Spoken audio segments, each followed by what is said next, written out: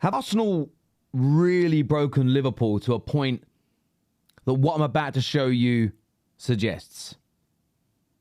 Have Man United, have Crystal Palace, have Galatasaray in the last few weeks, Chelsea as well, found the chinks to the armour? Are the very subtle attacks and digs at Arsenal a bigger issue than I first thought? I defended, I'm actually going to put the clip back up on the screen actually, I defended Arne Slot last week when this was being discussed, but take a little listen. This season we haven't had that many special moments.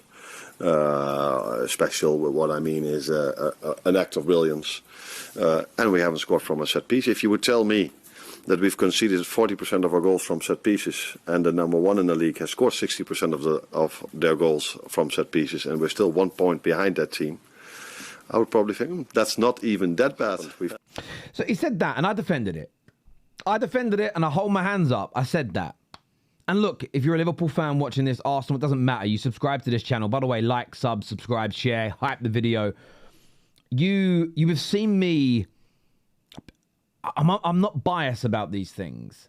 And I thought there was maybe a little bit, people being a little bit melodramatic with this, is what I thought.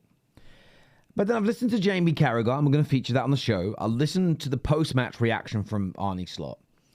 And I am starting to think, is he lacking accountability? Is he lacking the inability to look within and go, well, actually, my system is creating these holes at the back. My training methods have meant, and we'll get into this more, but this is a mad stat. Last season, Liverpool in the Premier League only conceded 9 goals in 38 games from set pieces. 38 games, 9 goals from set pieces. So far this season, 5 goals conceded from 8 games. 5 goals from set pieces in 8 games. Those channels in between the fullbacks and the centre-backs consistently being exploited by teams week in, week out. And this hasn't been addressed. And Slot's under pressure because he is a Premier League winning manager. And there is an expectation on you to deliver, to fix things. Even when you're not, even when you're a relegation candidate team and manager, you're still expected to see the flaws that we, the fans, see, the pundits see, the journalists see, and address it. And I do feel maybe there is a slight lack of accountability, maybe. Now, this is Arne Slot after the game yesterday. Let's take a little listen here to what he said.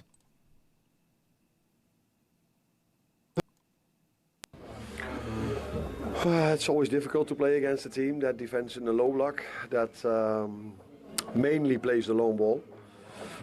Also, I looked at the stats. Man United only played around 20 more long balls in the game. More than Liverpool. But Liverpool still hit about 50 plus long balls in this game. United was around the low to mid 70s. Yes, there's a difference.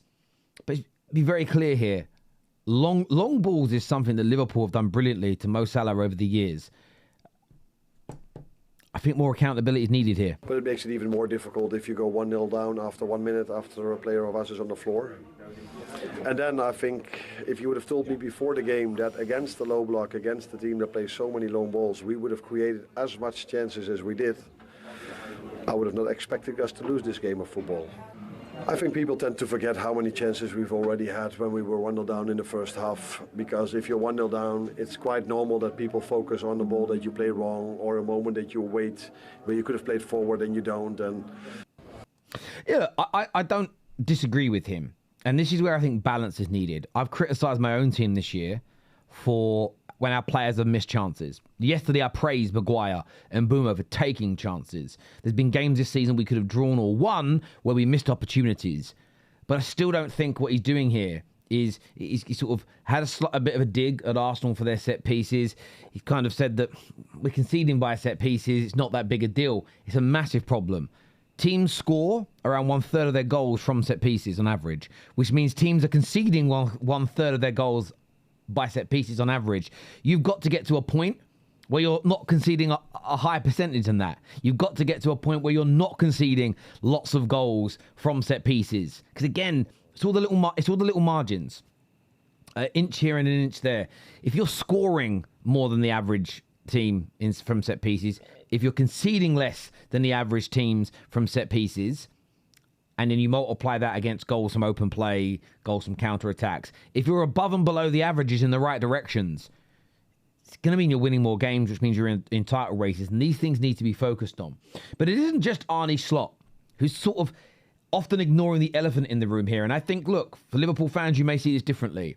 I think Arsenal fans should be absolutely loving this right now, because of a lack of accountability, of a lack of addressing real issues can often lead to these problems not being addressed. But here's Jamie Carragher also talking about this Liverpool side. Take a little listen. Yeah, I think it was a really good interview, that, because when you lose... Straight away, he says he thinks it's a really good interview. Now, I've looked at a lot of responses from Liverpool fans, and I'm not talking about the idiots that are asking for Slot to be sacked straight away, losing their minds. But to say it's a really good interview, I think it's... by the way, I don't expect Slot to slag off Villa, slag off Isak, slag off Gakpo for missing chances. But I do expect a little bit more balance, other than, we're just conceding from set pieces and we missed a few chances. We were okay. There are bigger issues at Liverpool than that. Lose a game of this magnitude, people get emotional. You know, even pundits, supporters. And it probably is a good time for the manager to be measured. 4 defeats in a row. He's explained the game really well. If Liverpool put the majority of the chances away, they'd probably win the game. But the way the Premier League is style-wise this season, for everybody, set pieces is a big part of the game.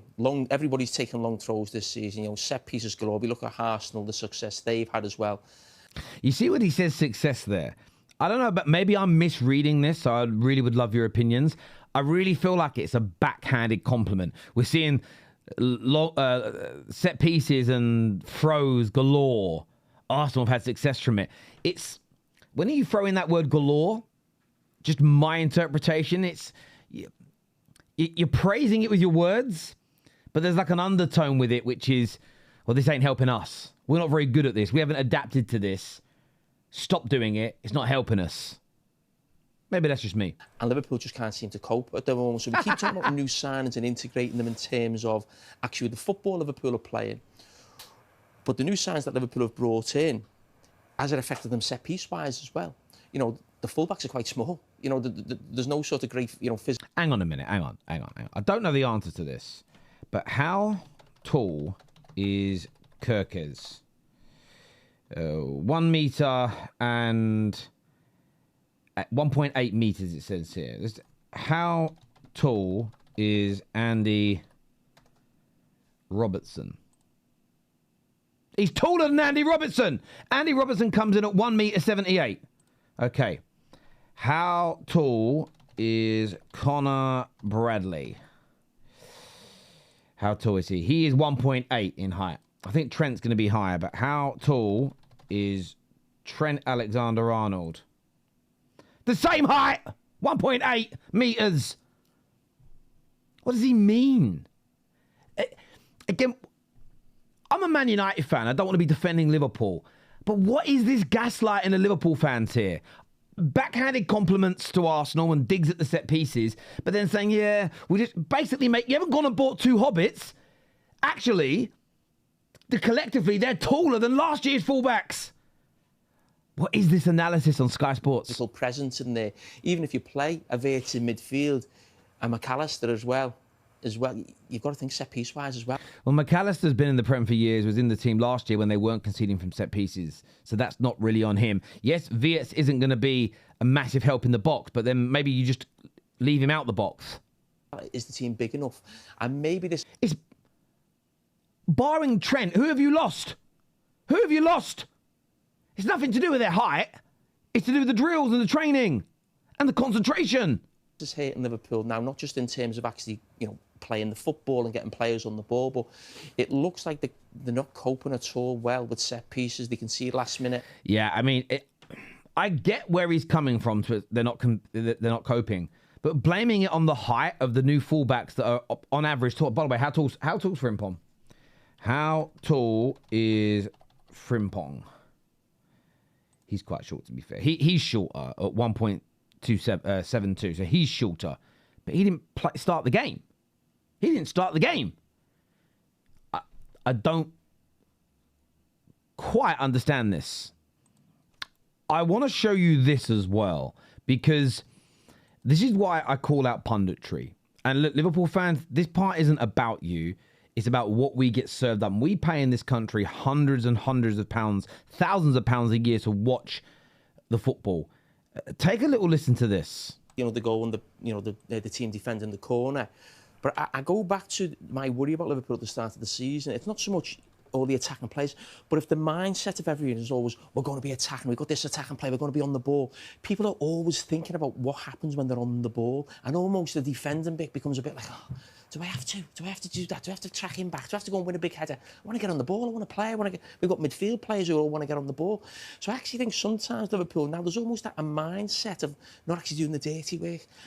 It's funny how he's criticising Liverpool for not being defensively drilled enough, having the mindset to be good at defending, but has consistently called Arsenal out for being good at that and not being more expansive.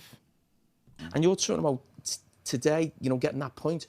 That was definitely more the case in the 2 away games at Chelsea, Crystal Palace. Crystal Palace battered Liverpool. They got a goal late on Liverpool. That's like, get out of there with your point. It's a tough place to go. Could have been 3-0 down at half-time. Great point. So away at Chelsea, got beat there last season. You got back to 1-1. You don't get beat. So the same man who has spoke about Arsenal needing to take the handbrakes off, the same man who has slammed Arsenal for going away against, but this is title rivals, not Palace away, not Chelsea away, who Jamie Carragher doesn't think is a title contender. He has slammed Arsenal when going away to the best teams in the country and not going all out to win. But his club, he's saying, when we get back to 1-1, be more conservative, play for that draw, get a point, and go again. Why the duplicity? And this is why, listen, there's Arne Slot not taking accountability in this video, and I think that Arsenal's good start to this season, maybe in his mind, Arsenal not playing as beautiful attacking football as him, it's breaking him a little. But I think he's got to look at the defensive side. I think he's got to take more accountability and Liverpool improve. But when I heard Jamie Carragher say Liverpool aren't coping with the set pieces, like all that stuff Arsenal were doing, it felt like a dig, even though it's like a backhanded compliment. You all know what that means. I don't need to explain it. You're not silly people. But then hearing him say that, this is what I talk about when it comes to terrible, poor, ridiculous punditry. Because as fans, when I grew up as a kid, my dad taught me about football. My big brother taught me about football. You learn bits yourself, but it was listening to the pundits on television, listening to the sports journalists, listening to the ex-pros speak about the games. And you would sit there and you go, do you know what? You're right about this, you're right about that. Now, as we've got older, we get access to more information. So something I've recently discovered and thought about, the highest goal-scoring team in the history of the Premier League was Man City a few years ago. And they averaged 2.7 goals per game, which means if you're expecting your team to score 3 goals per match every match, and that's your standard, you're being ridiculous because no one's ever done it. Big chances being created per game. Since that stat came out, the most a club's ever created in one season was Liverpool last year at 150, which averages around 3.7, 3.8 per game.